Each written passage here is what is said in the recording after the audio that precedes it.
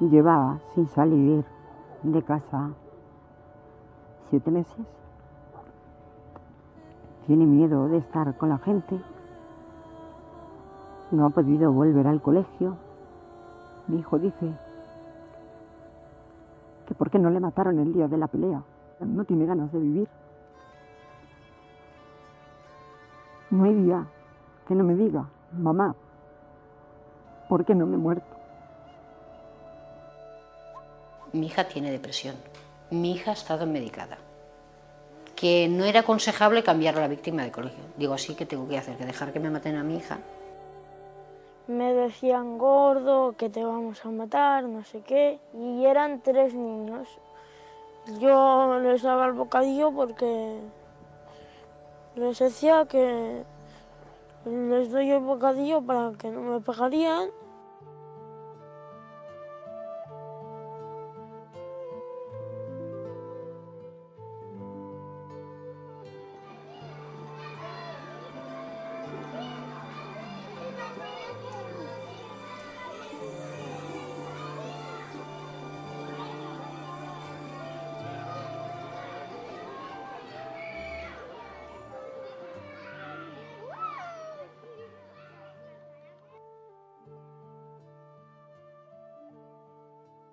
El caso Joaquim marcó un antes y un después, porque lo que antes, bueno, son cosas de crío, son chiquilladas, y sí, bueno, pero ¿y este chaval qué ha hecho? Este chaval ya no podía más y ha tomado una decisión drástica.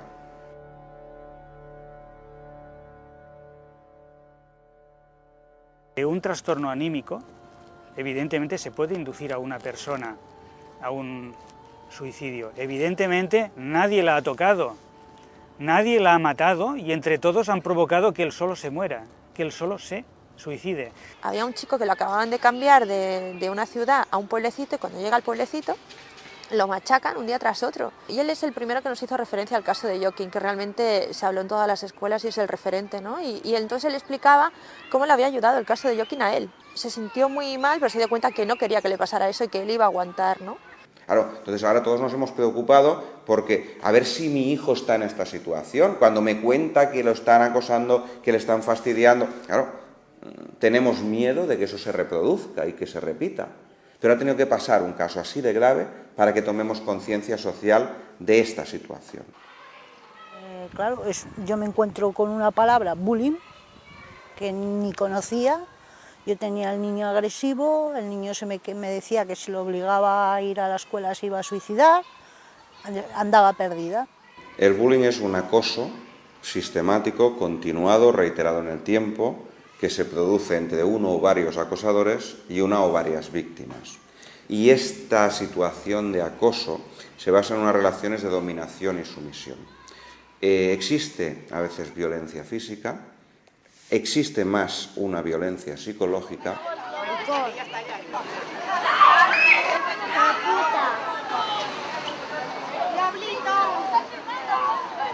Siempre ha habido acoso escolar, siempre ha habido maltrato contra las mujeres, siempre ha habido mobbing en el ámbito laboral. ¿Qué ocurre ahora? Que por primera vez le ponemos nombre a fenómenos que antes no se les ponía nombre y que también tenemos una sensibilidad ética especial. Paralelamente a esta sensibilidad social, también es cierto que la violencia globalmente en nuestra sociedad se ha incrementado. No tanto la violencia física, la violencia evidente, sino que hemos ido como sociedad refinando nuestra violencia, haciéndola cada vez más psicológica y menos física. Cada noche, aquella pesadilla. Entro en el instituto. No hay nadie. Cuando voy a mi pupitre, se hunde el suelo y caigo en un agujero.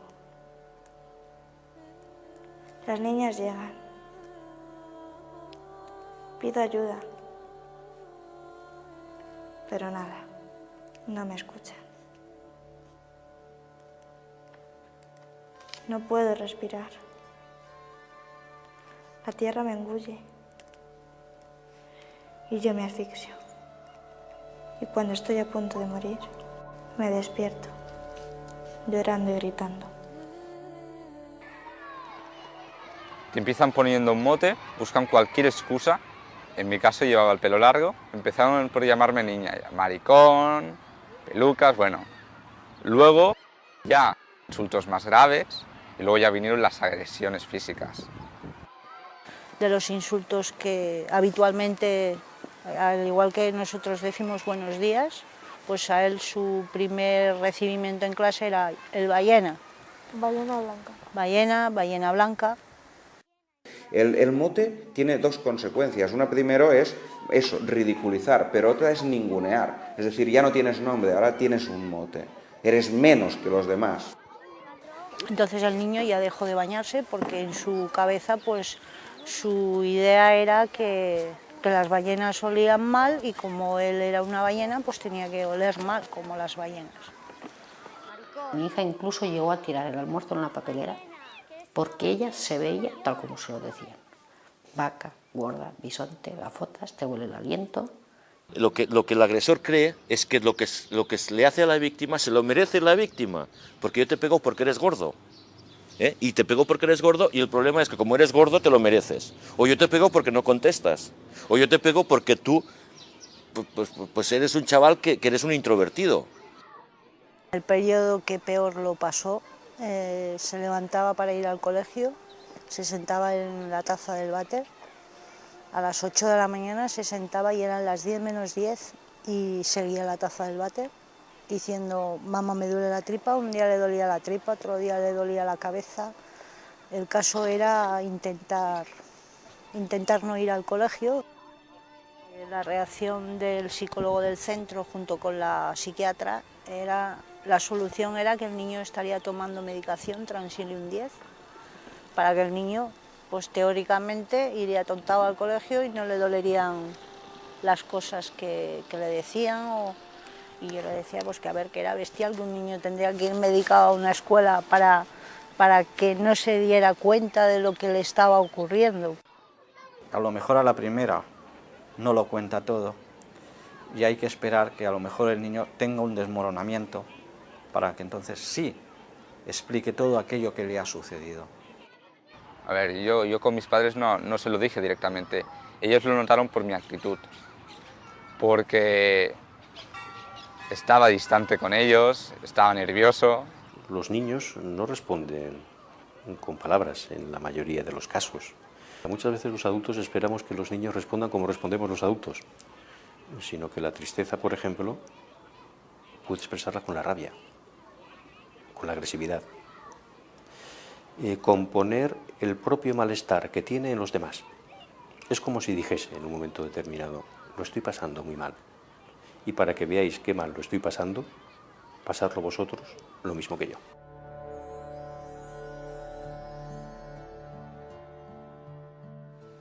Los niños que practican el acoso contra otros compañeros a veces son víctimas tempranas de un abandono técnico por parte de sus padres. Eso les hace que por primera vez reciben atención por parte del grupo de iguales cuando se ríen de un niño, lo hostigan, se burlan de él, lo arrinconan o incluso lo agreden.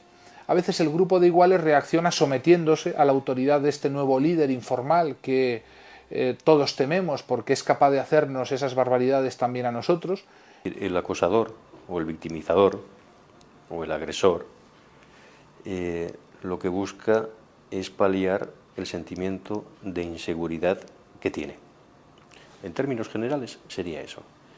Y utilizar la respuesta violenta y el poder, entre comillas, que genera la violencia como un medio para paliar esa inseguridad. Pero hay otros tipos de maltratadores escolares, otros niños que simplemente se han dado cuenta por ensayo y error que maltratando a los demás, otros niños de repente se ponen a su lado, obtienen la risa, el aplauso, esa notoriedad social y por tanto eso refuerza su comportamiento. Obtienen algo que en psicología llamamos poder social. El poder social es tremendo de un niño que maltrata a otros y por tanto esa fórmula funciona a modo adictivo. El niño cuanto más maltrata, más poder social recibe y por tanto eso incrementa la probabilidad de repetir la conducta.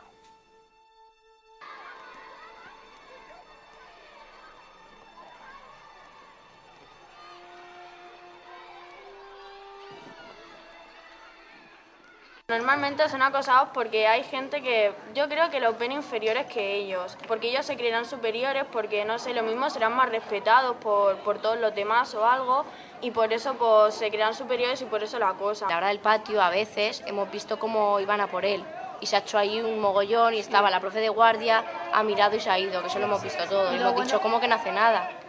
Sí, pero es que nosotros tampoco hacemos nada, nos quedamos mirando ahí como... Pero a ver, Mari, ¿qué quieres que hagamos? Ya. Sí, también te lo dice a ti, a mí, o sea, dice a todo el mundo, le vacila. Pero una cosa es que se peguen y otra cosa es que estén todos contra uno, ¿sabes? O sea, muchas veces están con el profesor de guardia en el patio y están delante metiendo cizaña a todos al niño, ¿sabes? Y claro, te tienes que meter porque si además son amigos míos los que le dicen eso, tío, ¿qué hacéis? Dejarlo en paz. Si hay gente que lo ve, después dirás, no digo nada porque... quizá después me vienen a pegar. O sea, que te chivas y dicen, pues entonces si se ha chivado, que me pega. Entonces tienen miedo. Si nosotros se los decíamos a los padres o a las profesoras, nos iban a pegar, y si salíamos de clase los últimos y no habían profesoras y nos esperaban afuera y tenían los bolsillos llenos de piedras y empezaban a tirar piedras. Éramos 25 en clase. De esos 25, no todos me tenían manía. Yo tenía amistad con algunos. De esos 25, a lo mejor me agredían 5 o 6, los que eran amiguillos entre ellos. Claro, eran los cabecillas de la clase. La otra parte de la clase les tenía miedo. ¿Qué hacía? Se alejaba de mí. No querían saber nada de mí porque si no los otros iban, les pegaban.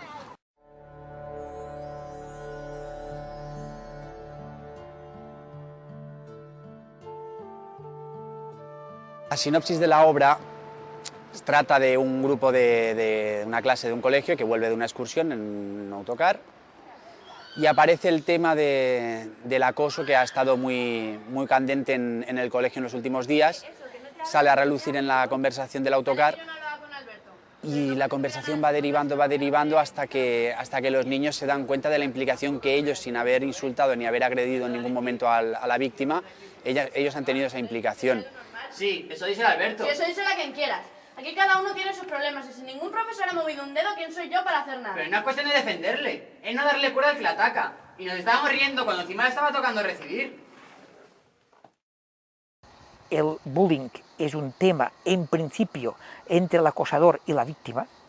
A través de la obra de teatro se ve que todos están indirectamente implicados, que no es un tema solamente de dos personas, sino que todos pueden colaborar, y de hecho colaboran, fomentando y apoyando al agresor, o podrían adoptar un comportamiento de compromiso para evitar precisamente esta violencia por parte del agresor.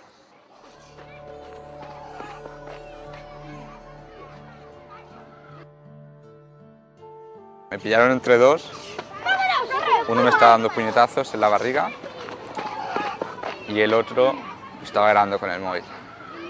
Los chavales quieren móviles con cámara. ¿Qué hace un chaval de 12, 13 años con un móvil? Ya no digo con cámara, con un móvil. Pues yo cuando estaba dando clases, mis alumnos tenían móviles muy superiores al que yo tenía. ¿Qué hace un chaval con un móvil? ¿Quién se lo compra? Familia, los padres.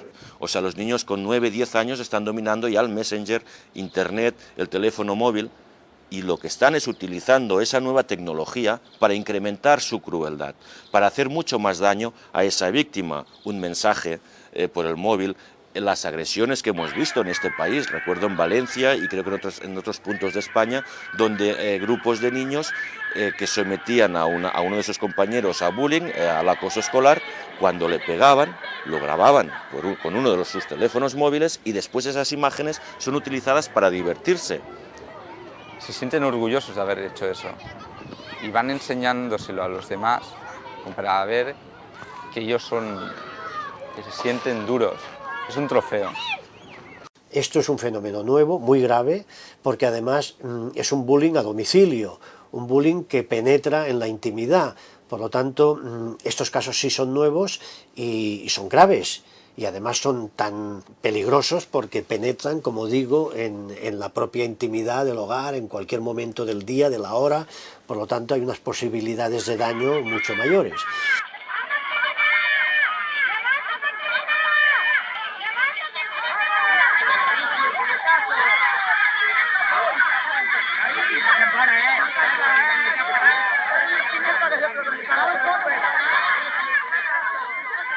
Aquí en España se ha dado un caso solo de una mujer que denuncia a su hijo porque encuentra en su teléfono móvil unas imágenes que están vejando a una niña con síndrome de Down, que es amiga de la escuela. Y esa mujer va con ese teléfono, se va a la policía y se va al colegio y dice: he encontrado eso en el teléfono de mi hijo, y entonces se identifica a 6 o 7 de la misma pandilla.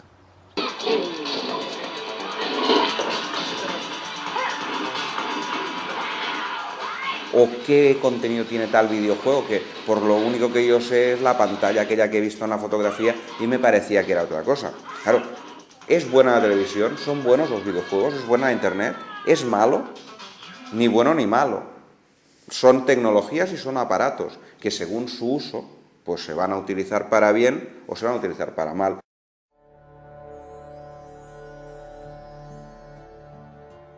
Los niños no son crueles, quizá lo que ocurre es que nuestra sociedad globalmente se ha ido transformando en una sociedad que los psicólogos denominamos narcisista. Una sociedad basada en la apariencia, basada en la rivalidad, basada en los celos, y los niños también heredan esa sociedad. Una sociedad que enseña que lo mejor es la ley del más fuerte, que el diálogo sirve de poco, que cuando hay crisis se solucionan con la fuerza y con los palos, en lugar de con la reflexión, con el diálogo, con las palabras, con el ponerse en lugar del otro, no está contribuyendo precisamente a dirimir y a solucionar los conflictos. Hoy hay familias menos numerosas, hay menos hermanos en casa, hay menos abuelos en casa, hay menos tiempo de padres en casa. Esto eran protectores de un chico victimizado. Antes se podían meter con él y la familia lo acogía más, tenía más tiempo para él. ¿Qué pasa? ¿Son los padres los que se han vuelto perversos, malvados, ya no se ocupan de los hijos? ¿Qué pasa con estos padres, con estas familias? El sistema de producción exhaustivo, exacerbado, el estrés, el agotamiento emocional, nervioso que vivimos en general los padres, las madres, hace que finalmente cuando un niño tiene un problema, o cuando hay que poner un límite, o cuando hay que castigar, sencillamente no nos apetezca lo más mínimo y llega un momento en que eso se transforma en un déficit en la educación y la socialización. Un déficit que reciben en primer impacto los profesores. Atender a la diversidad correctamente significa ser capaces, desde el colegio, de tener entretenidos, trabajando y aprendiendo al 100% de los alumnos. Eso hoy por hoy es una de las claves para conseguir que nadie, ningún alumno, tenga tentaciones, ni siquiera tiempo, ni necesidad personal de llamar la atención a base de agredir o de violentar a nadie, ¿no?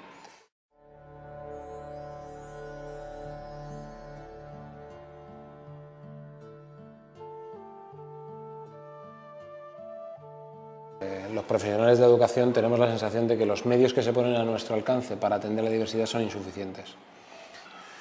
Y esos son fundamentalmente profesionales formados, horas para poder atenderlos en grupos más reducidos. Esos son recursos que al final son euros.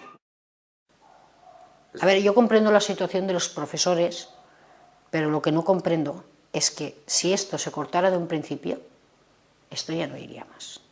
Igual que los padres tendrían que volver a educar en valores y tendrían que volver a imponer el respeto familiar en su casa, los profesores tendrían que poder imponer otra vez la disciplina en las aulas. La autoridad no equivale a autoritarismo. Se puede tener autoridad sin ejercitar el autoritarismo, que sería el límite extremo y victimizador de esta dimensión.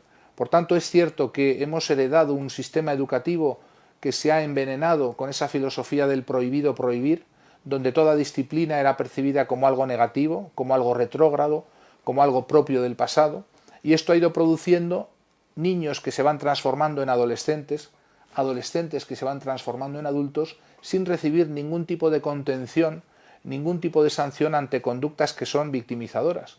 En este nuevo decreto de derechos y deberes hemos incluido, el Departamento de Educación ha incluido todo un título, el título tercero, sobre la mediación como gestión positiva de los conflictos. Y este título tercero está antes del título cuarto, que es el de las sanciones. Por desgracia, nuestro marco normativo entorpece la autoridad de los docentes y esas conductas que atentan a la dignidad de un profesor en ocasiones o de un compañero no es posible sancionarlas de manera inmediata. Y la mano dura no es el sistema es la mano extendida, la mano firme, la proximidad, los educadores que tienen empatía, los profesores cuya autoridad consiste en la proximidad, evidentemente, y el respeto de sus alumnos, y eso se gana no con mano dura, sino con profesionalidad, con firmeza, y dando posibilidades a las personas, y no precisamente por la vía del castigo. La mediación funciona cuando hay dos partes más o menos equiparables en fuerza, dos alumnos, que uno amenaza al otro, que el otro trata de contestar, y entonces sí, tiene sentido pensar en que hay un diálogo que no lo hay, pero que se puede restablecer, y la mediación sirve para eso, ¿no? Pero es muy importante que los padres alerten al centro de la importancia que tiene el efecto señal. Es decir, te estoy contando esto, pero para que no saques a mi hijo de la clase, para que no le llames al acosador y a él y hagas un intento de mediación en una situación en la que no se puede mediar, en una situación en la que hay una víctima y hay un agresor, y el maltrato debe ser sancionado de manera inmediata y la víctima inmediatamente protegida. A lo mejor lo que sí que hacemos es prevenir. Pues en cuanto vemos una diferencia de poder muy grande entre dos alumnos y que el alumno poderoso está empezando a usarlo, el colegio, ahí no se puede establecer una mediación que entonces estaríamos igualando a las dos partes, sino que actuamos para cortar, arrinconar al agresor y arropar a la víctima, ¿no? El inspector lo que intenta es mediar entre el colegio y la familia afectada. El inspector lo que tiene que hacer es darte salidas, darte soluciones. Pero en ningún caso lo que te puede decir es vete tú del colegio. Porque ¿dónde vamos a llegar si el que se tiene que ir es la víctima y se quedan los agresores? Y nosotros no deseamos que nadie abandone el centro escolar, nadie. Desde luego la víctima no, pero tampoco el agresor, porque no pensamos que con esto se solvente el problema, se traslade el problema a otro centro. Y evidentemente lo que no se debe permitir, es lo que hemos dicho antes, es que el acosado abandone la escuela. Quien debe abandonar la escuela son los acosadores. Sea uno, sean 5, sean 50. Deben abandonar la escuela. No debemos permitir que los acosadores estén en un centro que es para gente que quiere sacarse unos estudios. Los reeducaremos en la escuela primaria. Cuando son estudios secundarios, cuando se tienen 14, 15, 16 años, el tema ya no está tan claro. El tema ya es más de decir qué quieres, estudiar o quieres ir a trabajar, a verte con la vida. Deja estudiar a los que quieran estudiar. Creo que algunas de estas asociaciones en fin, barajan cifras que no están confirmadas por los estudios científicos. Un 24% de victimización no lo dice nadie. Un 30%, 1 de cada 4 alumnos. 1 de cada 4 niños padecen acoso escolar en nuestras aulas, de tal forma que hay que decirles la verdad, son inocentes, no hay nada en ellos que justifique el maltrato que reciben. Cuando nosotros llevamos a nuestros hijos al colegio, es porque tenemos que tener la seguridad de que nuestros hijos están seguros, de que nuestros hijos no van a ser amenazados, no van a ser insultados o no les van a dar una paliza.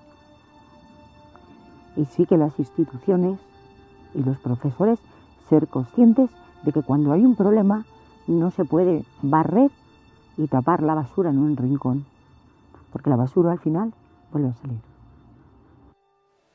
Respecto a los que están más arriba de todo, lo único que me gustaría decirles es que la butaca en la que están sentados a mí me sale muy cara.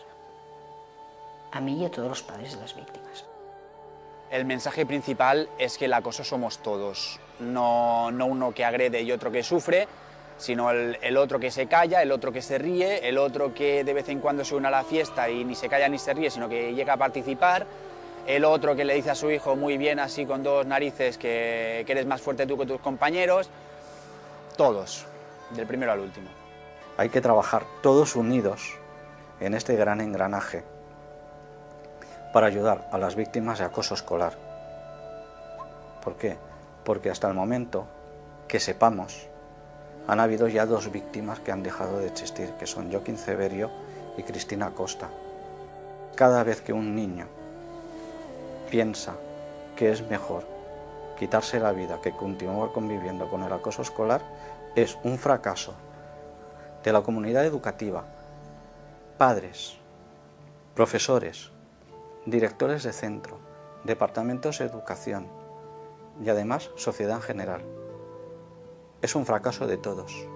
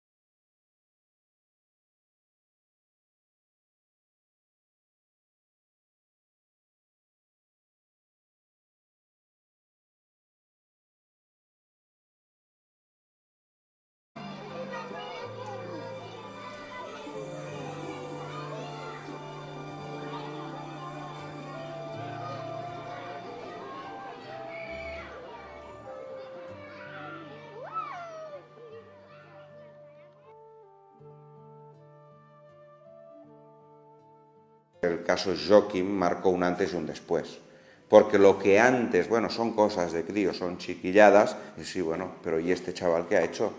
Este chaval ya no podía más y ha tomado una decisión drástica.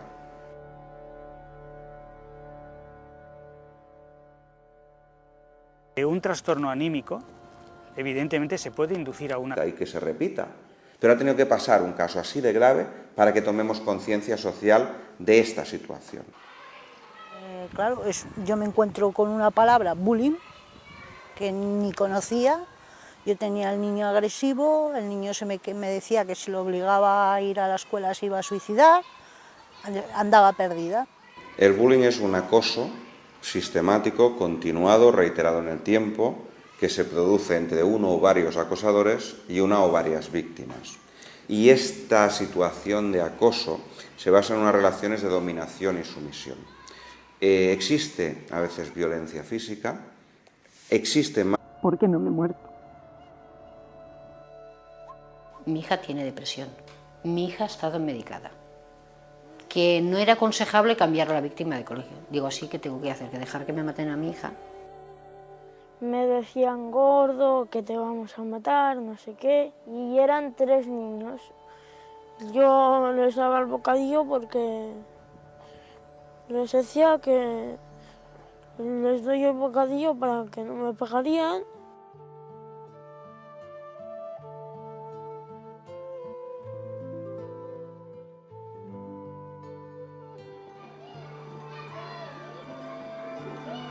Una persona a un suicidio, evidentemente nadie la ha tocado, nadie la ha matado y entre todos han provocado que él solo se muera, que él solo se suicide. Había un chico que lo acababan de cambiar de una ciudad a un pueblecito y cuando llega al pueblecito lo machacan un día tras otro. Y él es el primero que nos hizo referencia al caso de Joaquín, que realmente se habló en todas las escuelas y es el referente, ¿no? Y entonces él explicaba cómo le había ayudado el caso de Joaquín a él. Se sintió muy mal, pero se dio cuenta que no quería que le pasara eso y que él iba a aguantar, ¿no?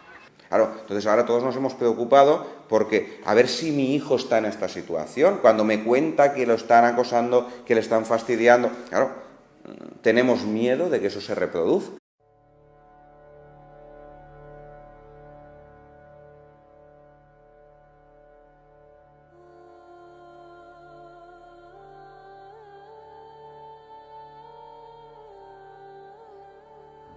Llevaba sin salir de casa 7 meses.